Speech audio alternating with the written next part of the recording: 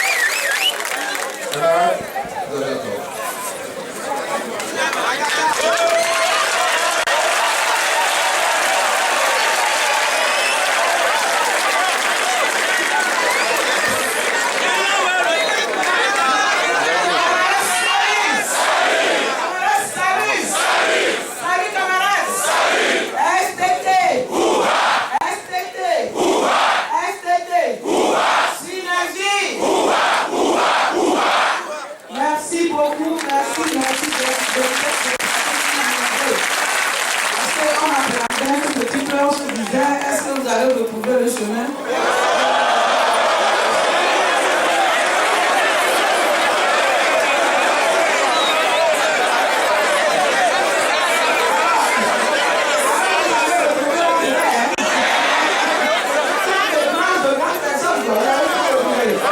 Merci beaucoup. Quand je vous vois, moi, mon cœur vraiment redevient très tranquille. Parce que quand vous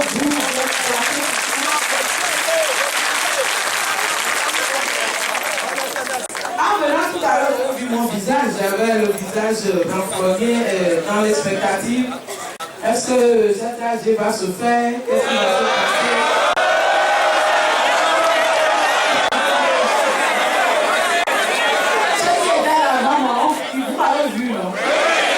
Comme ça, mais quand je suis sorti tout à l'heure, je me suis dit waouh! Merci beaucoup.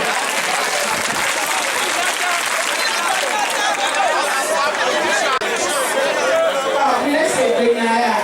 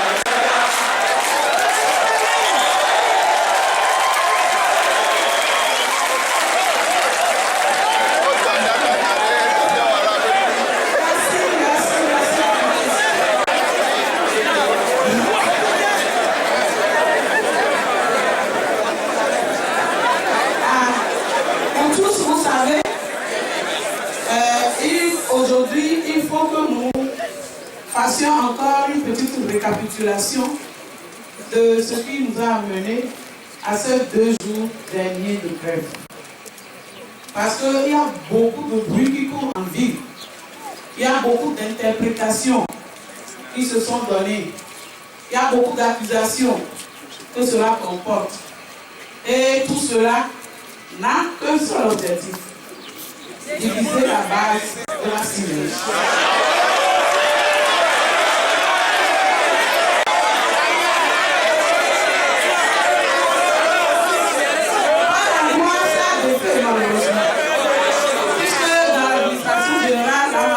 Des gens sont retournés au service. Selon ce qui circule. Donc, on ne peut pas dire que ça n'a pas d'effet. Même parmi les enseignants, d'habitude très unis, ça a désuni certains.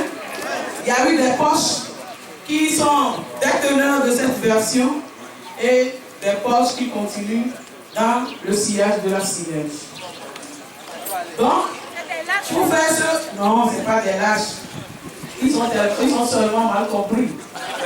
Parce qu'ils nous avaient suivis auparavant. Si aujourd'hui ils sont dedans, mais ils ne sont plus très dedans, seulement avec un pied, il faut comprendre que c'est juste une question de malentendu ou bien de compréhension de la situation. Vous savez très bien qu'avant que nous retournions à la table de négociation la semaine dernière, après le 23 avril bien sûr, on s'était dit qu'on devait travailler dans les commissions. On a travaillé dans les commissions, on a déposé le rapport. Il s'est passé 10 jours sans qu'on nous appelle. Et à l'issue de presque les 10 jours, nous avons fait une AG et nous avons lancé une grève. Mais dans le courant de cette grève, avant que le début de la grève ne vienne, qu'on nous appelle le lundi, le mardi plutôt, de venir à la table de négociation.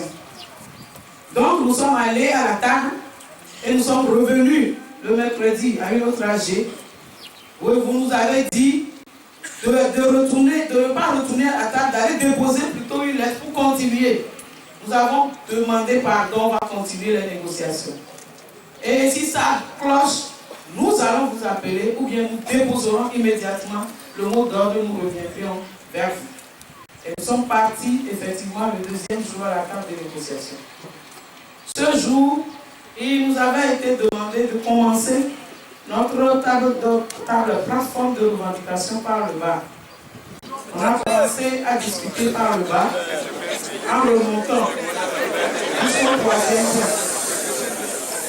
Le point sur lequel nous étions arrivés, 6e point, oui, 6e point. Le point 6 disait quoi? La réinstauration de l'indemnité de départ à la retraite et son l'appurement de ces arriérés à nos aînés, c'est-à-dire aux retraités. Là, on nous dit que le gouvernement ne veut pas discuter avec la synergie sur le point parce que la synergie et le gouvernement a déjà entamé une discussion avec les intéressés eux-mêmes, c'est-à-dire les retraités, autour de la question. Et nous avons répondu que non, que la semaine d'avant, le jour où nous étions à table, nous avons rencontré une délégation du bureau des retraités qui nous avait fait part qu'ils avaient effectivement discuté avec le gouvernement d'il y a 6 mois, qui leur avait promis de commencer à apurer avec 2 mois commençant qui n'a jamais été payé. Donc eux, ils voudraient que nous continuions. Là-dessus, on nous répondait non, que ce n'est pas de cette discussion dont on parlait, que la semaine dans laquelle nous étions là, c'est-à-dire la semaine dernière, que le Premier ministre avait reçu les retraités autour de la question nouvellement. Donc, une nouvelle rencontre qui a eu lieu. Bon, quoi cela ne tienne.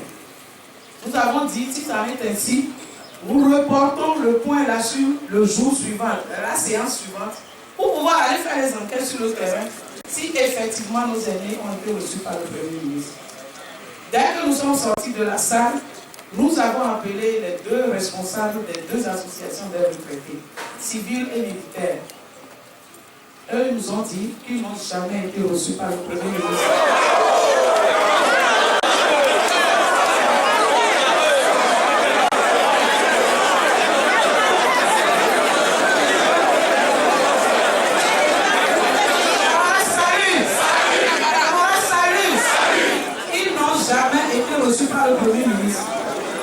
de l'association des retraités des militaires a renchéri en disant que c'est eux qui étaient partis voir le ministre du Travail pour lui demander de s'associer à notre table pour pouvoir continuer la discussion sur leurs points. Et le ministre en question leur faisait comprendre que lui ne pouvait pas les introduire à la table de négociation parce qu'il n'en est pas le négociateur principal. Et c'était tout. Donc, ce qui veut dire que l'information qu'on nous a donnée,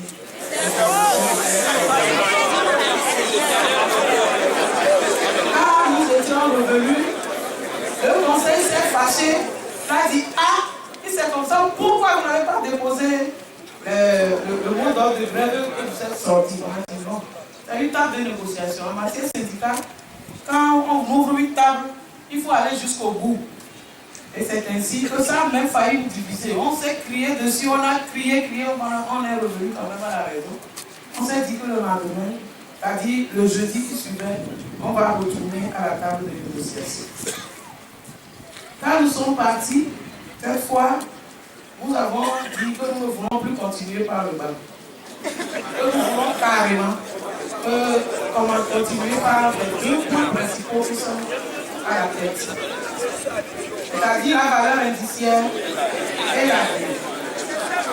Et là, on nous dit oui, que effectivement, les deux points-là, que ça ne faisait poser aucun problème, qu'on pouvait discuter, mais qu'au moment où ils devaient venir à la table pour commencer les discussions, eux-mêmes, ils se sont rendus compte que le travail que nous avons fait dans les commissions n'avait pas évalué l'incidence financière que ces deux points devaient avoir sur le budget si jamais on concluait un accord autour. Et là, on s'est dit, ça fait 5 mois que nous avons déposé une plateforme de revendication depuis le 4 février. Le gouvernement a tergiversé avant de nous recevoir. Quand ils nous ont reçus, ils savaient bien que ça avait un impact financier. On nous a demandé, même si durant toute cette période ça ne peut pas être fait, on nous a demandé d'aller en commission. Nous sommes partis en commission. On est partis en commission, nous avons déposé le rapport pendant 10 jours. Vous avez eu le rapport le même soir où on l'a déposé. Et pourquoi, quand vous savez qu'il y a un impact à calculer, pourquoi vous ne calculez pas cet impact que vous attendez aujourd'hui? Entre-temps, il nous avait fait venir, c'est-à-dire quand le jour où on était parti le jeudi, le vendredi, il nous disait qu'il y avait un document que nous devons retirer coûte que coûte et travailler là-dessus avant qu'on nous revienne. On nous a fait parvenir le document. Le document faisait cas d'une liste de propositions de notre plateforme, un autre tableau concernant les mobilisations des ressources financières pour pouvoir les satisfaire, et étalé sur 4 ans. Et on disait de pouvoir travailler là-dessus, évaluer leur montant et mettre. Au même document, il est joint toutes les informations sur les critères de convergence de l'UEMOA. Je me suis pris sur moi, j'ai dit, bon, car cela ne tient l'impact financier, ça me connaît. Ça fait 35 ans que j'y travaille.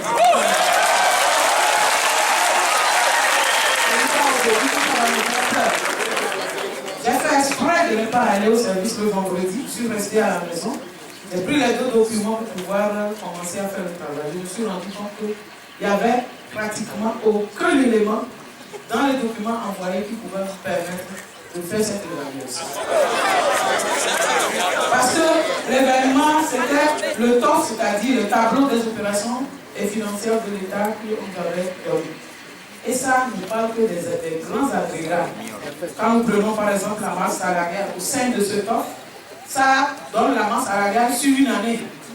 La masse salariale d'une année ne comporte pas que la valeur indiciaire, ni la grille indiciaire, ni l'indemnité de suggestion, ni le salaire seul. Il comporte toutes les indemnités que les uns et les autres perçoivent, les allocations que les uns et les autres perçoivent, les cotisations sociales que nous faisons et qu'on fait à notre nom, et les rappels de solde que les uns et les autres ont reçus tout au long de l'année. On ne peut pas, les subventions, ainsi de suite. On ne peut pas prendre une telle masse et le multiplier par 2 par exemple en disant qu'on est en train de faire la valeur indiciaire par 2. C'est archi faux.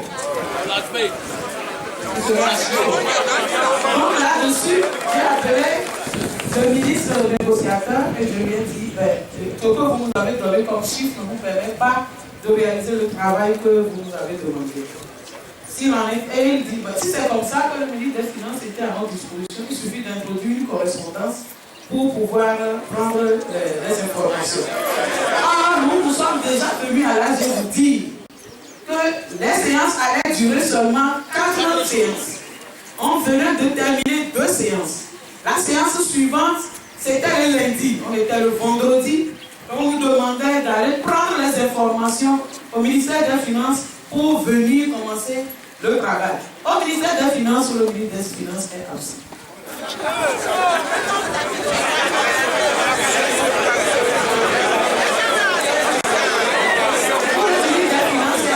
Alors, j'ai rapproché et j'ai appelé la coordination. Je leur ai rendu compte de ce qui se passait. Et je leur ai dit, si on est ainsi, camarades, nous ne ferons aucune évaluation du tout. D'abord, parce que ce n'est pas notre travail. C'est le travail du gouvernement. Si moi j'ai voulu le faire, c'est pour pouvoir permettre à ce que les négociations puissent avancer. Et si je ne peux pas avoir les informations pour le faire, et même si on me donnait les informations le vendredi, il fallait que je travaille samedi, dimanche, avant lundi. Donc, on ne peut pas faire puisqu'on n'a pas les informations données. Donc, nous avons fait une négociation pour le faire. On va aller là-bas leur dire, nous, on s'en fout de combien ça vous donne, combien ça fait, quel impact ça a sur le budget ou sur le congé.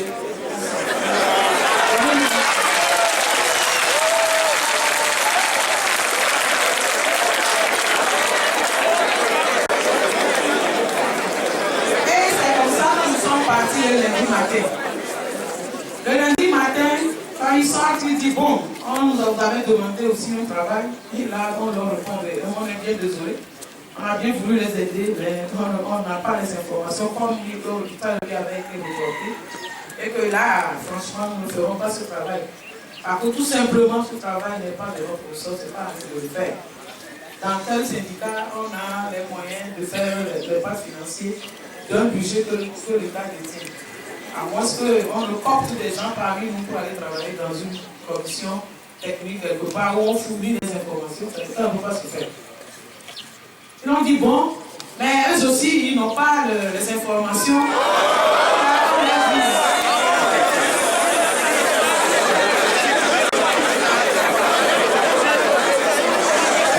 Je raconte tout ça pour que vous puissiez bien comprendre ce qui s'est passé pour qu'on en soit là. Parce que la manière dont on accuse la coordination, il faut que vous compreniez bien tout ce qui s'est passé. Donc, eux aussi n'ont pas les informations, on leur dit que c'est vraiment dommage. Que même s'ils n'étaient pas au courant qu'ils devaient évaluer la plateforme, depuis que nous avons déposé le rapport, cela devait être fait. Et là encore, on nous accuse que c'est les techniciens qui étaient venus travailler dans les commissions dit que c'est nous qui n'étions pas réceptifs aux chiffres. C'est la raison pour laquelle on n'a pas fait l'évaluation. On dit, bon, d'accord, nous ne sommes pas réceptifs aux chiffres. Pourquoi ils n'ont pas fait le travail gardé au moment où de rendre ça au gouvernement, leur tendre l'évaluation dit voilà, ils n'ont pas voulu savoir votre nous on vous donne. Où est ça? Si vous leur avez donné les instructions réellement. Normalement, si les instructions avaient été données, évaluées, les techniciens auraient évalué, gardé.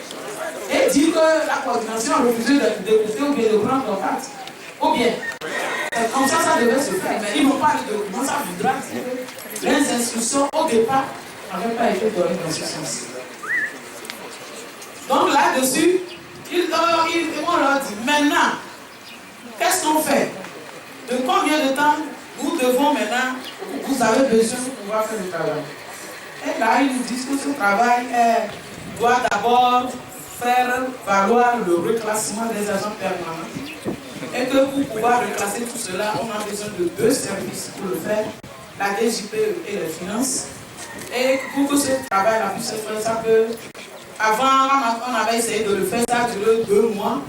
Et que si maintenant on veut faire pression, ça peut être dans 1 mois. Et ça peut finir. Nous avons dit à nos camarades d'arracher, la séance là va durer, la négociation va durer 4 séances. On a dit, c'est ça qu'on a dit aux camarades, on nous a dit que même si nous avons ça cause de déposer le mot d'ordre de grève de parti. Maintenant, vous voulez que nous retournions aux camarades et on vous a dit la dernière fois là, c'était faux, maintenant c'est devenu un contrat. Que nous, on ne peut pas retourner. Là-dessus, on a fait venir la DG2. On leur a dit qu'à tout casser, de combien de temps ils ont besoin pour le faire. Ils disent aussi, vraiment, ils se mettent au travail, nuit et jour. Ça fait 2 semaines. Au moins. Ça fait 2 semaines au moins. Et c'est là que nous disons que franchement, ça ne nous donne pas confiance. Ça ne nous donne pas confiance. Parce que si tout cela nous avait été dit au départ, on était clair là-dessus que c'est comme ça le cheminement, le problème ne se pose pas. On ne peut pas avancer 2 pas, on nous lève un obstacle, demain un autre pas, on nous lève un autre obstacle. Finalement, ça nous décrédibilise auprès de nos camarades et même les paroles qu'ils nous disent. Et là, maintenant, nous leur demandons, bon, laissons ça de côté. Les 20 ans que vous voulez nous payer. Nous vous avions, la veille, là, nous vous avions demandé si vous allez le payer au budget autonome et assimilé. Il nous avait été répondu, oui, si les budgets autonomes faisaient les collectifs budgétaires pour envoyer au ministère. Jusqu'à ce que le ministre négociateur n'ait ajouté que là même, lui-même, il a déjà déposé pour lui, pour les services qui dépendent de son ministère. Mais il y a notre ministre, vers la fin de la discussion, dit, bon, on va mettre, le ministre des Finances mettra l'argent à la disposition des collectivités si, selon les moyens qu'ils vont disposer. C'est quoi encore cette histoire? C'est quoi encore cette histoire? Donc le jour, le lundi là, on leur disait que ce que vous nous dites là, on ne comprend pas. Maintenant, répondez-nous par oui ou par non. Est-ce que vous allez payer les agents des budgets autonomes et assimilés? La réponse a été brute et massive, non. Et là, nous en disons, alors, à partir de cet instant, vous nous avez mis dans le réel pétron. Parce que nous, on ne sait pas comment nous irons le dire. Depuis le début, vous nous avez dit, depuis la première négociation le 23 avril, on avait posé le problème. Il nous avait dit qu'on a parlé de l'agent de l'État. Ça veut dire que tous ceux qui sont agents de l'État, que ce soit sur le budget central ou qui perçoivent des subventions. C'est avec ça que nous sommes venus à l'AG. On a dit à tout le monde. On est retourné, on dit que bon, si ils font des collectifs budgétaires. Mais ça, on est revenu encore dire aux camarades. On retourne, on nous dit un non. Finalement, quel visage nous avons vis-à-vis des camarades? Là, le problème est devenu autre chose. Le problème est devenu autre chose. Et c'est ainsi que nous sommes venus avec à l'AG la dernière fois. Et c'est la raison de notre grève d'hier et aujourd'hui. La suite, c'est que les 2 semaines qu'on nous demande, est-ce que ce sera réellement 2 semaines pour continuer la table de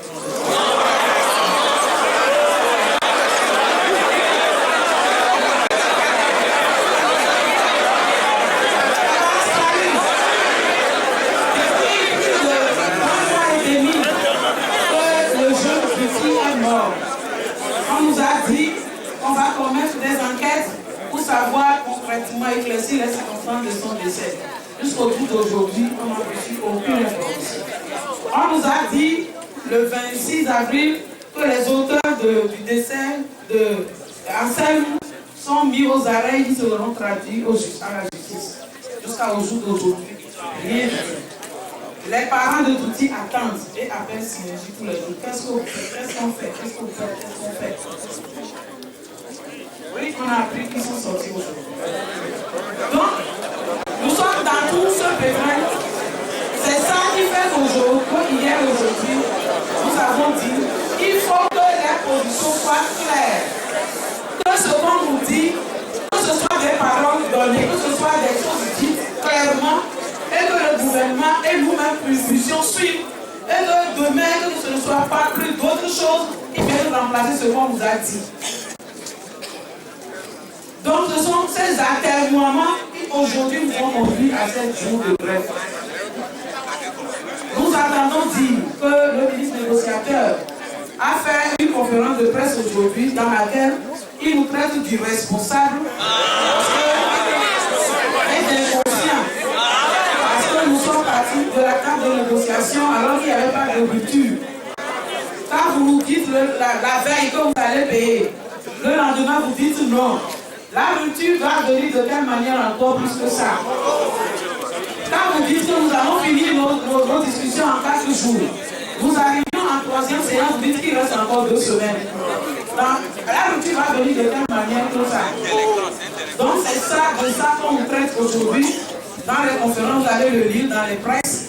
Et nous avons tenu à ce que vous soyez au courant, pas à pas, de ce qui s'est passé, jusqu'à ce que nous revenions vers vous la dernière fois.